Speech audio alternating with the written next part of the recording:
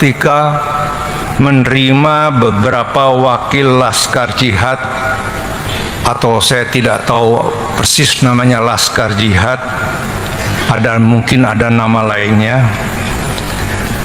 semacam delegasi dari para habaib di kantornya di Istana Merdeka. Saya yang tidak mengerti gramatika bahasa Arab, saya tanya sama Gus Dur, habaib itu apa? Beliau ketawa sedikit, bilang habaib itu jamaknya Habib.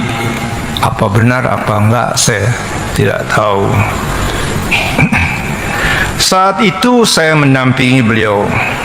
Semula Presiden Gus Dur menolak untuk menemui mereka yang berdemonstrasi di depan istana memakai jubah dan sorban lengkap dengan menyandang pedang dan kelewang.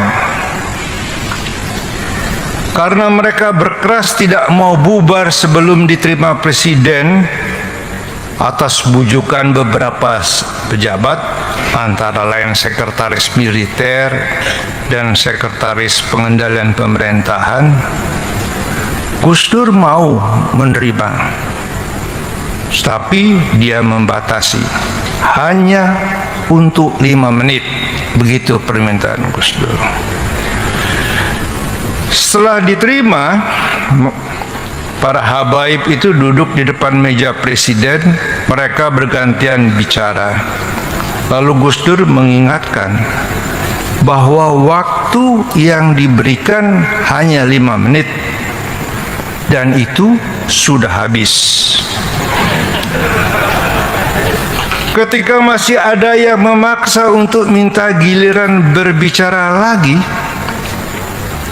langsung Gus Dur berdiri dari kursinya dan membentak, "Keluar!" sambil menunjuk ke arah pintu. Suaranya luar biasa lantangnya sampai terdengar keluar ke seluruh ruangan dalam istana. Sumpah mati, baru sekali ini seumur hidup saya mendengar bentakan sekeras itu. Yang lucu dari peristiwa ini ialah karena penglihatan Gus Dur sudah tidak berfungsi, maka arah telunjuknya bukan ke pintu keluar tetapi ke pintu samping dari ruangan kantornya.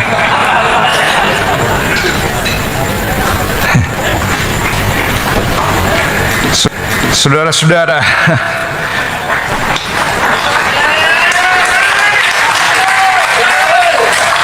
bagi saya episode itu menunjukkan bahwa Gus Dur punya penilaian sendiri. Paling tidak dia tidak terpengaruh oleh pakaian luar, sorban, jubah, kelewang, pedang, habaib. Saya bertanya pada Gus Dur, Anda tidak terlalu keras itu sama mereka? Dia memanggil saya dengan nama kecil saya.